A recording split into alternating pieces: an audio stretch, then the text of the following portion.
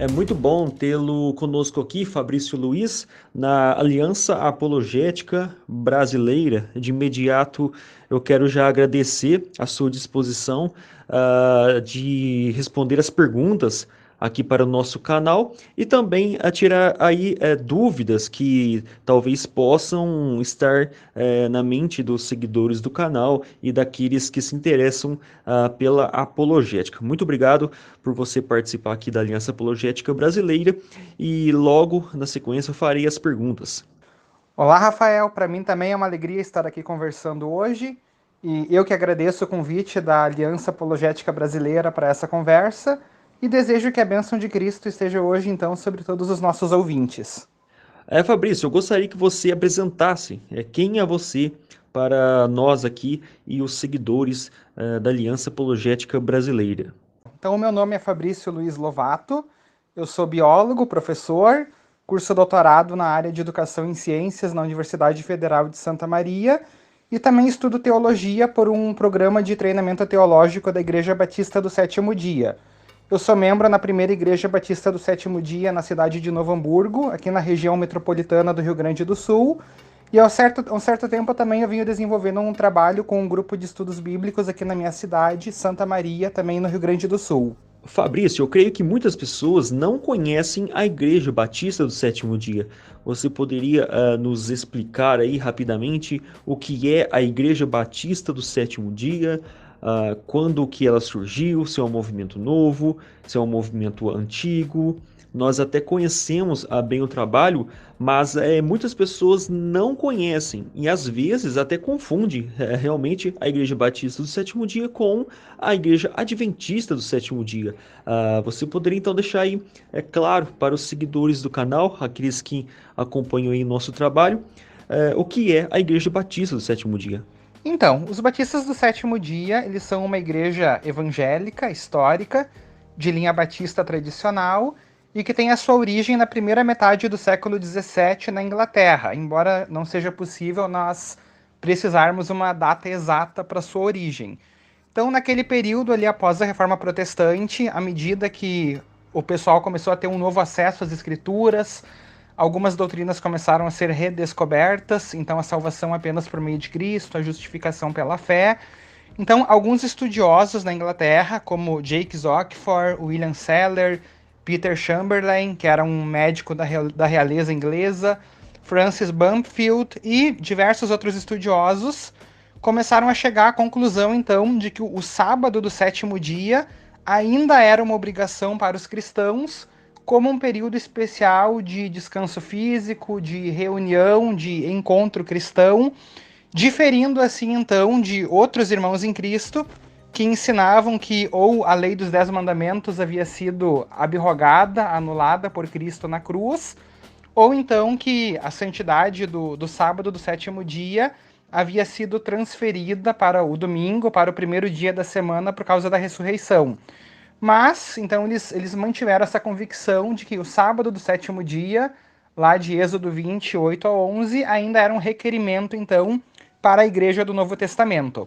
A primeira igreja, então, batista do sétimo dia, ela foi organizada na cidade de Londres, ali por volta de 1650, e aqui no Brasil, então, nós comemoramos o nosso centenário no ano de 2013. Então, nós já estamos aqui há mais de 100 anos. Então, veja que a Igreja Batista do Sétimo Dia, ela é uma igreja batista tradicional, já com quase 4 séculos de história, e já os Adventistas do Sétimo Dia são uma denominação diferente e mais recente. Então, os Adventistas, eles surgem nos Estados Unidos no século XIX, a partir do movimento de pregação de Guilherme Miller. Então, Guilherme Miller, ele era um fazendeiro batista, e por meio dos estudos bíblicos dele, especialmente do livro de Daniel, ele havia chegado à conclusão de que Cristo deveria voltar no ano de 1843, e depois ele remarcou para outubro de 1844. Como essa expectativa não se cumpriu, então alguns membros do movimento dele, como Owen Crozier e Ian Edson, eles reinterpretaram essas profecias e criaram então a doutrina conhecida como o juízo investigativo, de que no ano de 1844, 22 de outubro, O que aconteceu foi uma vinda de Cristo não à Terra, mas de um lugar a outro no céu, do lugar santo ao lugar santíssimo, onde Jesus então começou uma última obra de juízo. Então, outros adeptos do movimento aceitaram a guarda do sábado, por influência, inclusive, de uma batista do sétimo dia, uma senhora americana chamada Raquel Preston, e esse grupo também aceitou, então, que uma moça conhecida como Ellen Goldwhite era uma profetisa inspirada. Então, pela união dessas pessoas e dessas doutrinas, juízo investigativo, guarda do sábado, Ellen White como espírito de profecia, então o Adventismo do Sétimo Dia foi organizado oficialmente como igreja no ano de 1863. Muitas vezes, os adventistas do sétimo dia, os apologistas desse movimento, né, os seguidores, os defensores, eles afirmam que a Igreja Adventista do Sétimo Dia não é uma seita, apenas guardam o sábado, e isso muitas outras denominações fazem isso também. Existem lá os batistas do sétimo dia. E nós vemos muito isso nas redes sociais, nos vídeos no YouTube, né? E eles repetem isso como que se a problemática toda do adventismo fosse apenas a guarda do sábado. Então acho que isso é uma comparação irresponsável do meu ponto de vista. O que você pensa sobre o adventismo? Qual que é a visão da Igreja Adventista do Sétimo Dia para você? Você vê esse movimento adventista do sétimo dia como uma igreja genuinamente cristã? Qual que é a problemática dela em relação ao cristianismo? Você poderia deixar claro aqui para os seguidores da Aliança Apologética Brasileira o que você pensa sobre o movimento adventista do sétimo dia? Bem, o meu posicionamento pessoal, então, é que o adventismo tem algumas doutrinas heterodoxas. Então, algumas doutrinas que o colocam à parte, à margem do cristianismo ortodoxo, e que me impedem de classificar essa denominação como um movimento genuinamente evangélico. Então, primeiramente, meu primeiro ponto é a própria questão da revelação. Então, como um batista, eu me apego ao princípio do sola scriptura. Apenas a Bíblia é a regra de fé e prática para a igreja cristã. O Adventismo do Sétimo Dia, enquanto ele afirma, de certa forma, crer no sola scriptura, na prática isso não é verdade, já que os escritos de Ellen White são um dos pontos de fé da Igreja Adventista, tanto que ninguém pode se batizar na Igreja Adventista, a não ser que reconheça que os escritos de Ellen White são uma fonte contínua e autorizada de verdade. Isso está lá no livro Nisto Cremos e também em todo o certificado batismal. Um outro ponto também quanto à questão da revelação bíblica é que o Adventismo do Sétimo Dia ele nega tanto a inspiração verbal quanto a inerrância. Então, o ensino da Igreja Adventista é que a Bíblia comete erros, embora esses erros não cheguem a afetar a doutrina da salvação.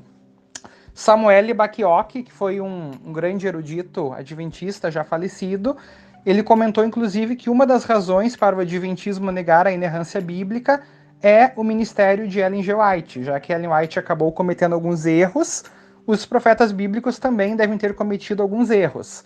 Então, apenas para dar um exemplo, em 1844, Ellen White escreveu que a porta da graça havia se fechado para o mundo ímpio, não havia mais possibilidade de salvação, mas 7 anos depois, em 1851, esse texto ele foi deletado, retirado da obra Primeiros Escritos. Um segundo problema que eu vejo quanto ao adventismo é a sua doutrina do juízo investigativo.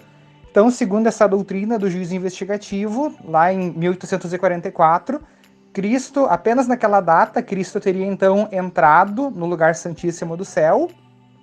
Então, ele abriu uma série de livros do céu, começou a examinar os pecados confessados dos crentes e apagar esses pecados dos registros celestiais. Então, os objetivos do juízo investigativo seriam ajudar a determinar quem será transladado na segunda vinda de Cristo e uma forma de vindicar a justiça de Deus perante o universo, perante os mundos não caídos que o adventismo crê que existe. Como um batista e cristão evangélico, então eu creio que a cruz, apenas a cruz de Cristo, ela já manifesta a justiça de Deus ao universo. Deus não precisa de uma obra de de juízo, de julgamento investigativo, a cruz é a vindicação da justiça e do amor de Deus.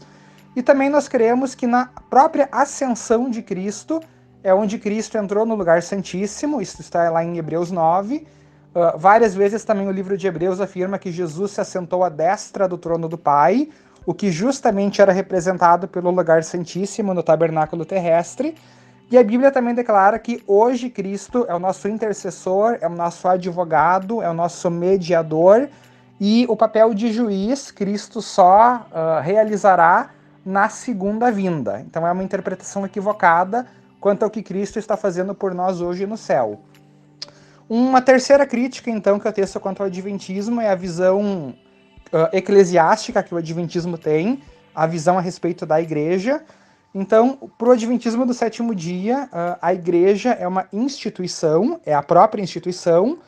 Eles acreditam que eles são a única igreja verdadeira, a única igreja da profecia, o povo remanescente, e que eles foram então chamados por Deus no tempo do fim para restaurar algumas verdades que teriam sido lançadas por terra pela igreja romana e que não foram então aceitas ou restauradas pelos protestantes.